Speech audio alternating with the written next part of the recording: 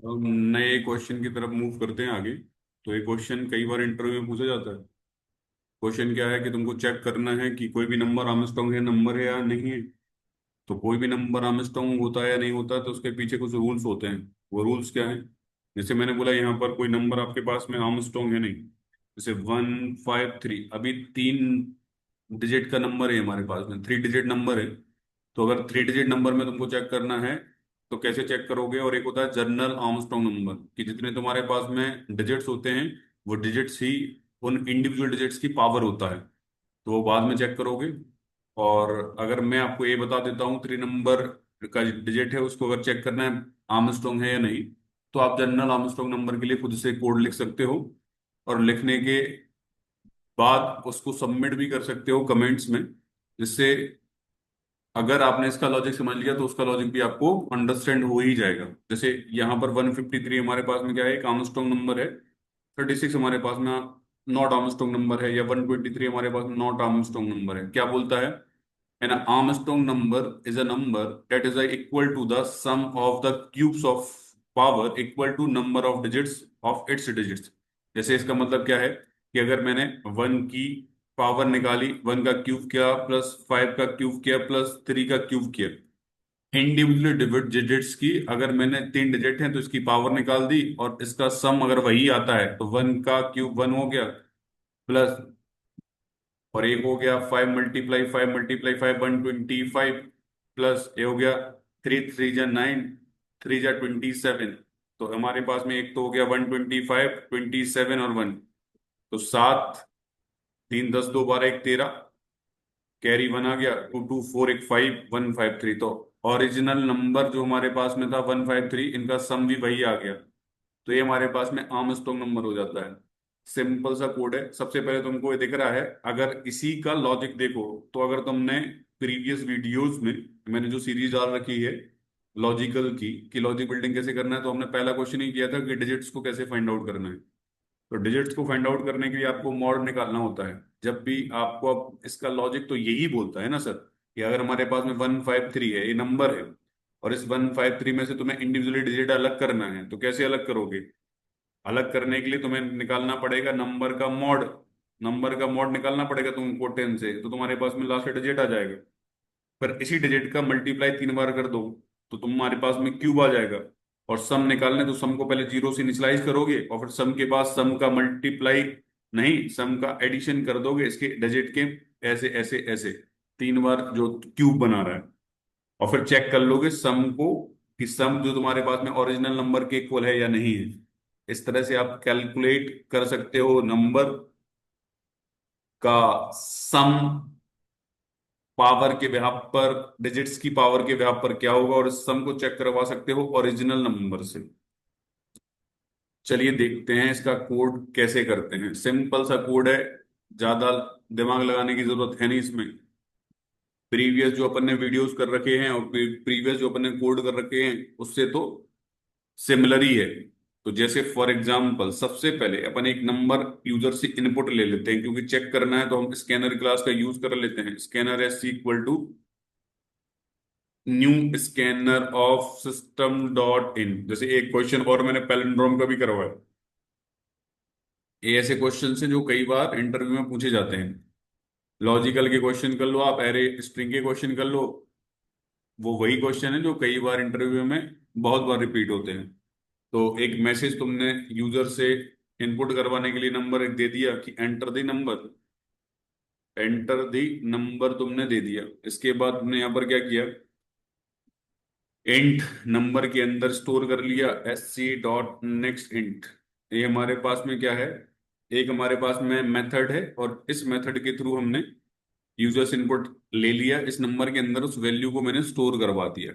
अभी हमारे पास में ओरिजिनल नंबर है बेटा, इसका ही कंपैरिजन करना है। ये हमारे पास में क्या है, स्टोर किया हुआ है अपन ने नंबर, इसको आप बोल दो ओरिजिनल नंबर एक तरह से।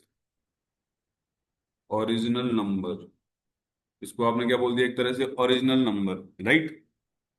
अब इस ओरिजिनल नंबर के लिए आपको कंपैरिजन करना है, तो इसको या तो टेम्प में स्टोर कर लो, या फिर आप इसको क्या कर लो, ऐसे एक इंट ऑफ बोल दो कि ओरिजिनल नंबर तुम्हारे पास में है, इसके अंदर या तो टेम्प में स्टोर कर लो, टेम्प को कंपेयर कर लो, ठीक है, कंपैरिजन कर लो टेम्प के साथ, या ओरिजिनल नंबर आपने नाम दे दिया और इसके अंदर उनको स्टोर करवा दो, सिंपल सा। एक वेरिएबल सम निकालना है तो सम ले लो और सम के अंदर जीरो को डाल दो। सारी प्रोसेस वही, इनिशियल में भी हम वही करते आ रहे थे। इसमें हम क्या कर रहे होंगे, इस सम क्यों बनाए, क्योंकि हम यहाँ पर स्टोर करना चाहते हैं, to store sum of cube of digits, right. अब क्या करना है, वाइल लूप लगा दो। आ जाते हैं यहाँ पर, और हमने एक वाइल लूप लगा दिया। यहाँ पर हमने number is greater than zero, bracket open bracket close, सबसे पहले डिजिट निकाला। स्टेप नंबर वन क्या है, डिजिट्स निकाल लो। तो जब तुम डिजिट्स निकालोगे सर, तो यहाँ पर डिजिट निकालने के लिए क्या काम करना पड़ेगा। तुमने बोला सर कि इंट ऑफ डिजिट निकाला तुमने, कैसे निकाला, लॉजिक वही है कि जब तुम नंबर का मॉड ले लेते हो 10 से, ओरिजिनल नंबर के अंदर स्टोर क्यों कर दिया, क्योंकि नंबर में ही हम वेरिएशंस और मॉडिफिकेशन कर रहे हैं। इससे आप क्या कर लोगे, एक्सट्रैक्ट कर लोगे किसको, लास्ट डिजिट को। इससे आप क्या कर लोगे, एक्सट्रैक्ट कर लोगे लास्ट डिजिट को। इसके बाद सम इक्वल्स टू, सम का एडिशन करना है, किससे करना है सर, आपको सम का एडिशन करना है digit multiply digit multiply digit, मतलब क्यूब ऑफ द नंबर। इस तरह से यहां पर तुमने इसको स्टोर कर दिया, cube of digit added to the sum, जो वेरिएबल है उसके अंदर हो गया। अब नंबर को अपडेट भी तो करना है, तो नंबर इक्वल्स टू नंबर, और हमने यहां पर क्या कर दिया, 10 सेमीकोलन। सिंपल कोड है, कहीं कोई समस्या नहीं आना चाहिए। पैलिंड्रोम किया, एक्सट्रैक्ट डिजिट किया हमने, सम का हर एक नंबर का डिजिट का कैलकुलेशन किया था प्रीवियस लेक्चर्स में, प्रीवियस जितने भी हमने वीडियोस किए थे। अब हमारे पास में ये हमने क्यों किया, नंबर को अपडेट करने के लिए, अपडेट द नंबर रिमेनिंग जो तुम्हारे पास में डिजिट बचे हुए थे, राइट। आ जाते हैं यहाँ पर, इफ हमारे पास में जो सम है इक्वल टू ओरिजिनल नंबर के साथ कंपैरिजन कर लो। अगर ऐसा है तो हमारे साथ प्रिंट करवा दो क्या, कि तुम्हारे पास में ओरिजिनल नंबर जो है,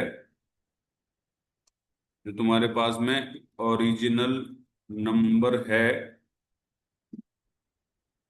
जो हमारे पास में ओरिजिनल नंबर है, या फिर ऐसा बोल दो, इज एन आर्मस्ट्रॉन्ग नंबर, तो वो नंबर लिख दो यहाँ पर,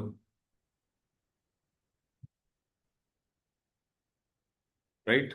और अगर ऐसा नहीं होता है तो एल्स के अंदर डाल दो क्या, कि नहीं है,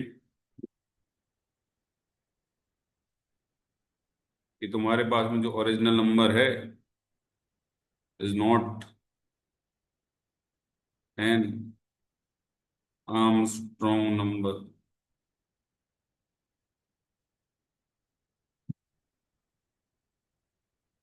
एग्जीक्यूट कर देते हैं अपन इस कोड को।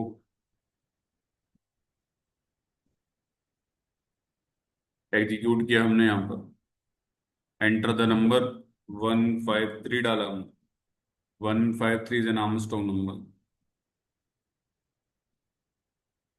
फिर से हमने डाला यहाँ पर 153, आ गया 153 is an Armstrong number, output आप देख सकते हो। आपने डाला यहाँ पर 123, 123, तो आ गया 123 is not an Armstrong number. Simple सा लॉजिक। अब मैंने बोला जनरल आर्मस्ट्रॉन्ग नंबर, कुछ तुम्हारे पास में होते हैं जनरल आर्मस्ट्रॉन्ग नंबर, उनका मतलब क्या होता है, जैसे 9474, एक नंबर मैंने बोला 9474, जनरल आर्मस्ट्रॉन्ग नंबर की जितना भी तुम्हारे पास में,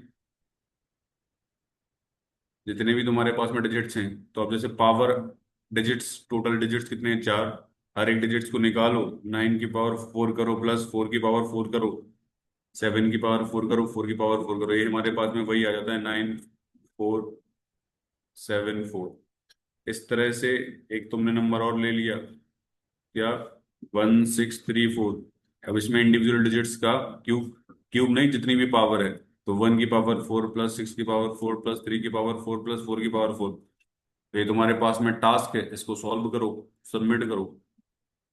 क्यूब मतलब अगर 3 डिजिट का कोई नंबर है और उसके लिए आर्मस्ट्रॉन्ग नंबर डिफाइन करना है, कि कोई भी नंबर चेक करना है कि आर्मस्ट्रॉन्ग है नहीं, वो हमने इस पर्टिकुलर क्वेश्चन के अंदर सॉल्व कर दिया है। स्टेप नंबर 1, डिजिट निकाल लो, डिजिट का क्यूब निकाल लो। दूसरा स्टेप, उसको सम के अंदर ऐड कर दो और नंबर को अपडेट कर दो। बस, कंप्लीट हो गया। 3 स्टेप में सारा काम कंप्लीट, राइट। उसके बाद नेक्स्ट वीडियो में नेक्स्ट क्वेश्चन अटेम्प्ट करते हैं।